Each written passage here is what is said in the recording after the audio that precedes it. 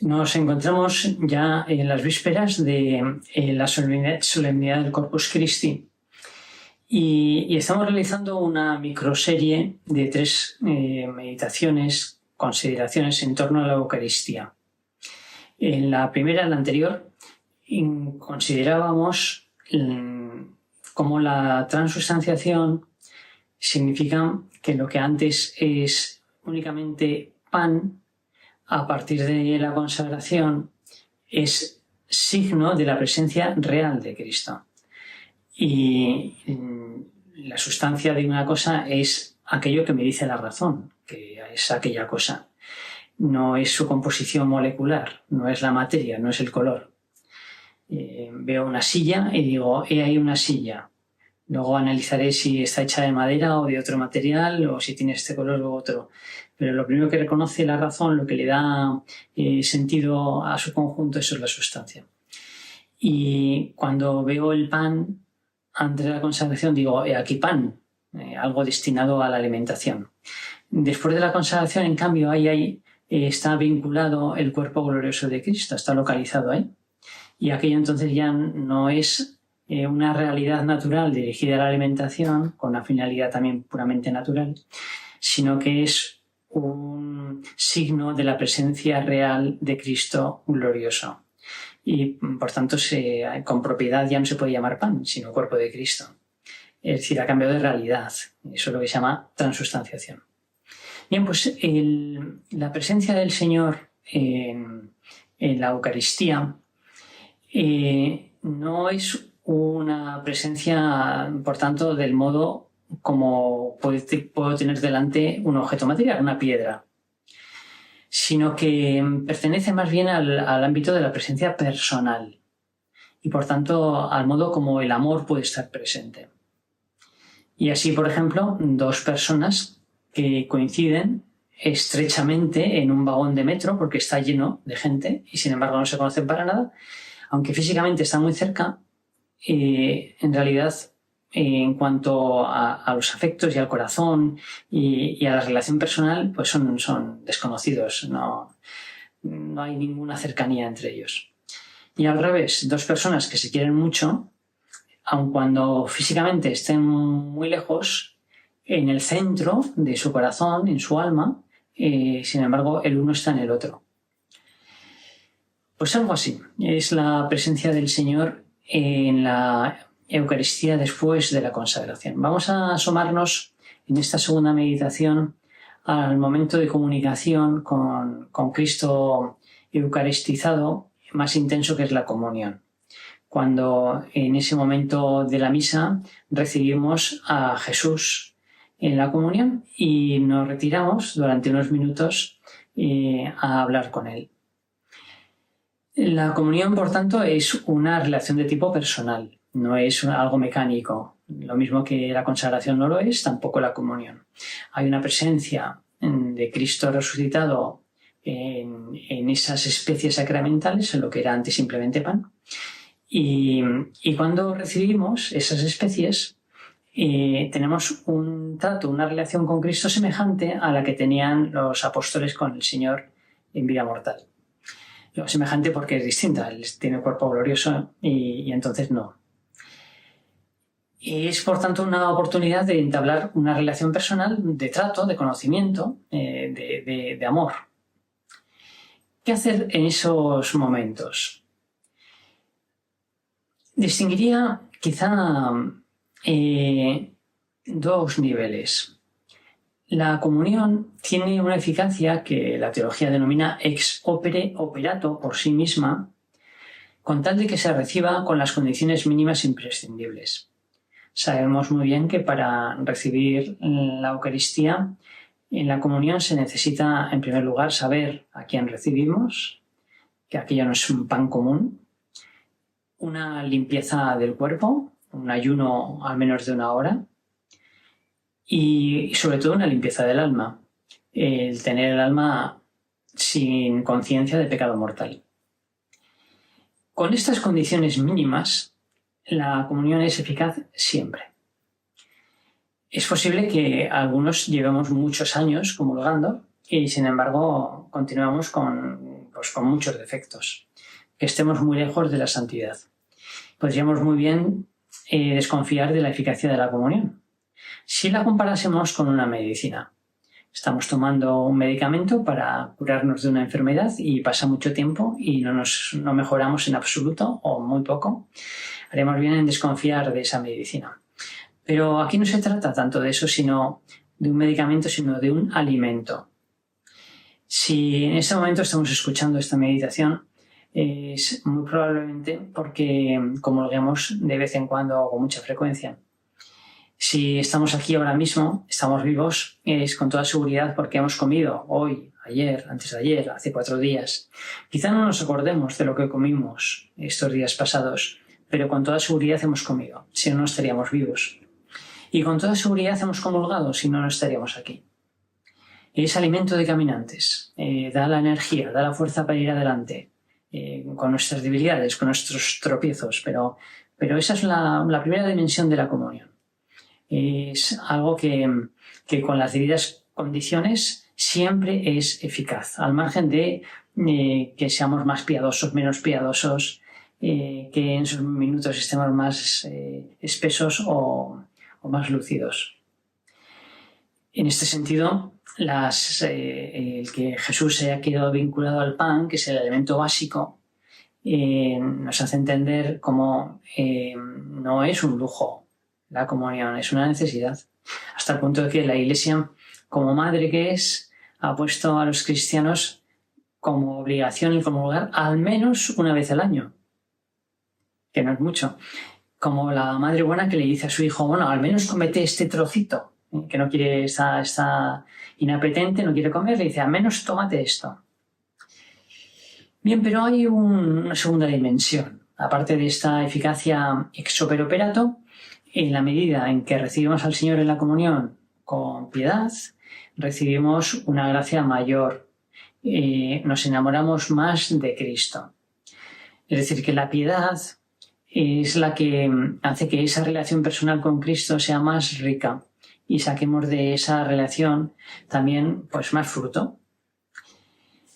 Es una práctica pues muy recomendada el después de comulgar, recogerse en oración, incluso una vez terminada la misa, permanecer unos minutos en oración porque el Señor permanece en nosotros mientras las especies sacramentales de pan continúan todavía en nuestro estómago, mientras no se disuelven.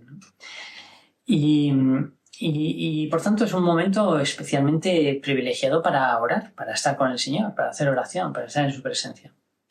No es que haya que hacer nada en particular en esos minutos. Cada uno, si en la medida en que tenga vida de oración, sabrá lo que tiene que hacer. Es más, puede ocurrir, ocurre con frecuencia, que las personas avanzadas, las que tienen una verdadera vida interior, con el tiempo, una vez que reciben la comunión, no hacen nada, ni dicen nada. Están ahí simplemente quietas, disfrutando de la presencia del Señor, la conciencia de tener al Señor en sí mismos. Pero otras veces no es así.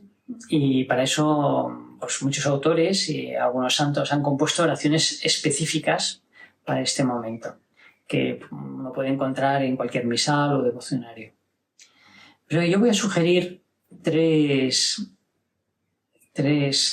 actitudes o tres temas o 3 vías para el diálogo con el Señor en estos minutos de la acción de gracias, entre muchos posibles. En primer lugar, el compartir con el Señor lo que tenemos en el corazón. El abrir nuestro corazón y decirle, Señor, estas preocupaciones, esta persona que está enferma, esta que se examina de la EBAU, esta otra que no tiene fe, esta que se ha divorciado y lo está pasando fatal.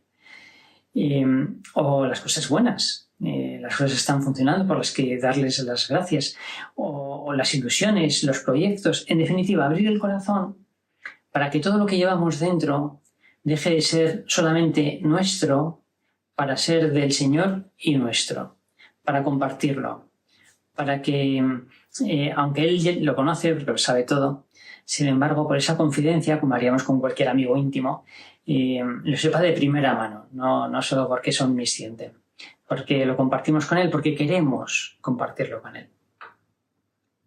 Una segunda línea, todavía más importante que esta primera, es en el momento de la acción de gracias, en esos minutos, abrirnos a la grandeza de Dios. Es decir, considerar qué bueno es Dios. Qué bueno que Él ha venido, que Dios se ha hecho hombre, ha venido a buscarme, me ha redimido, se ha quedado en la Eucaristía, me acoge siempre con los brazos abiertos. Abrirme a su grandeza, abrirme a su apertura. Contemplar cómo Jesucristo es pura apertura al Padre, puro amor al Padre y pura apertura a los hombres, pura entrega por nosotros. Y contemplar lo bello que es Dios. Darle gracias por ser como es. Enamorarnos de Él. Pedirle un corazón como el suyo. El sentirnos inundados de amor.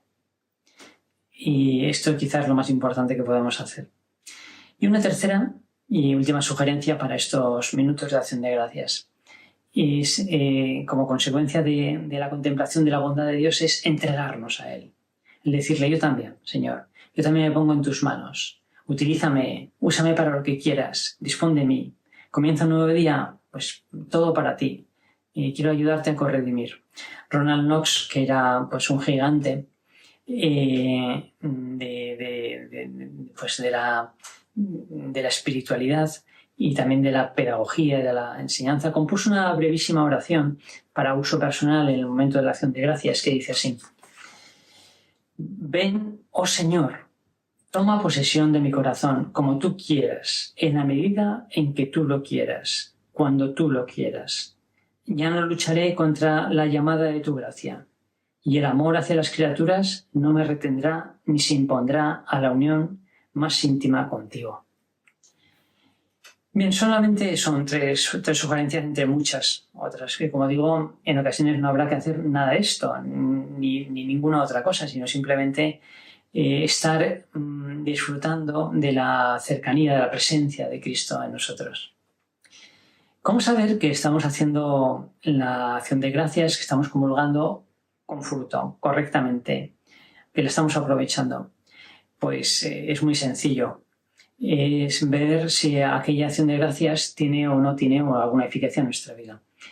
Porque al unirnos a Cristo nos pasa como cuando estamos con un amigo. Dos amigos se encuentran y cuando finalmente se separan, si uno de ellos es muy alegre, el otro se va siendo un poco más alegre de lo que estaba antes. Y si uno de ellos es muy reflexivo, el otro seguramente se va con alguna idea, algún pensamiento interesante. Y así, cuando terminamos la acción de gracias, nos vamos siendo un poco más Cristo. Se nos pone un poco más su mirada, un poco más su corazón, un poco más su deseo de ser felices, de ser santos. Hay un antes y un después de ese momento. Se tiene que notar. Thomas Merton, en su autobiografía monumental, en La montaña de los 7 círculos, recuerda cómo, siendo muy joven, él pasó por una crisis de fe muy potente y luego tuvo una conversión, y a partir de ahí comenzó a ir por las mañanas todos los días a misa y a comulgar. Vivía en Nueva York y cuenta el siguiente episodio, este recuerdo de su juventud. Bajaba por la 7ª avenida una mañana. Debía de ser diciembre o enero. Acababa de salir de la pequeña iglesia de Nuestra Señora de Guadalupe, de comulgar, e iba a desayunar en una cantina cerca del Lowe's Sheridan Theatre. No sé en qué estaba pensando, pero en mi camino casi tropecé con Mark, que se dirigía al metro a Columbia para sus clases matinales. ¿A dónde va usted?, dijo. La pregunta me sorprendió, pues no parecía haber razón para preguntarme a dónde iba, y solo pude contestar: a desayunar. Más adelante, Mark se refirió al encuentro y dijo: ¿pero qué le daba ese aire de felicidad en la calle? Eso era lo que le había impresionado, y por ello me había preguntado dónde iba. No era a dónde iba lo que me hacía feliz, sino de dónde venía. Pero como digo, esto me sorprendió también a mí, porque no había prestado atención al hecho de que era feliz, lo cual era verdad. Empezaba cada día con la misa y comunión ya en Nuestra Señora de Guadalupe, ya en la iglesia de San Francisco de Asís. Ahí podemos ver o reconocer hasta qué punto nuestras comuniones son buenas. ¿En qué medida me afectan? ¿En qué medida dejan huella? Me hacen feliz, me alegran la vida, me llenan de esperanza, me hacen mejor, más sacrificado, más dispuesto al trabajo, a la entrega a los demás. Ahí tenemos la medida. Eso tendrá repercusión. Iglesia de Eucaristía. Se puede decir que la Iglesia es el conjunto de las personas que se sientan junto al Señor en el cenáculo y participan en la misa y la reciben en la Eucaristía. Y ese cuerpo, que es la Iglesia, ese conjunto, esa unidad, es la que luego transforma el mundo. O sea, aquí en la Eucaristía hay como una especie de reacción nuclear, como una especie de reacción atómica, por el que el Señor nos transforma a nosotros nos transformamos, todos los cristianos que comulgamos, en un mismo cuerpo, y ese cuerpo a su vez transforma el mundo. De alguna manera es el Reditus, la vuelta. Recordamos en la primera meditación como el pan que luego se consagra proviene de la tierra y del trabajo del hombre. Pero es que una vez que lo hemos comulgado, ese pan transforma la tierra y transforma el mundo. Viene del mundo y después de la consagración, a través del que comulga, transforma el mundo. Bien, quizá en estos meses de pandemia, que hemos superado felizmente, gracias a Dios, hemos redescubierto el valor de la comunión espiritual, que es el manifestar a Dios el deseo, el Señor, de recibirle con mucha piedad, con mucho recogimiento. Decía antes que la comunión tiene una eficacia ex opere operato, que por sí misma, que está muy bien simbolizada por el pan, y tiene una eficacia suplementaria que podemos añadir nosotros y debemos hacer a través de nuestra piedad, que está representada por el vino. El vino es un símbolo de la fiesta, pero también del amor.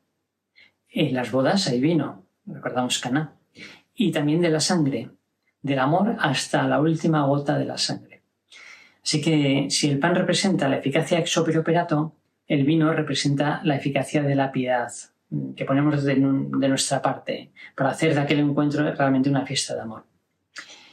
Bien, pues la comunión espiritual es manifestar este deseo de recibir al Señor, según dice una de las fórmulas posibles de la comunión espiritual que enseñaron a San José María y luego él enseñó a millones de personas.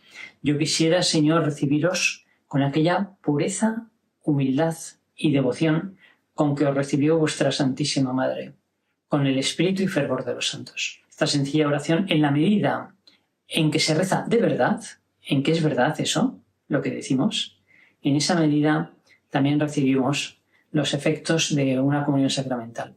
Incluso si no vamos a misa ese día, o porque no podemos, o simplemente porque vamos solo algún día entre semana, o vamos solo los domingos, si rezásemos de verdad esa comunión espiritual, ya recibiríamos la misma gracia de la comunión eucarística. Comulgar una vez a la semana es mucho. La comunión es mucho. Comulgar todos los días de la semana, 7 días, es poco. No es cuestión de acumular, sino de comulgar de verdad. Hacer que aquello sea un auténtico encuentro personal entre Cristo y cada uno de nosotros. Ese es el sentido de la comunión espiritual, para que la llevemos a nuestra oración y con recogimiento, concentración, tomando en nuestras manos lo mejor de nosotros, intentemos decirla de verdad.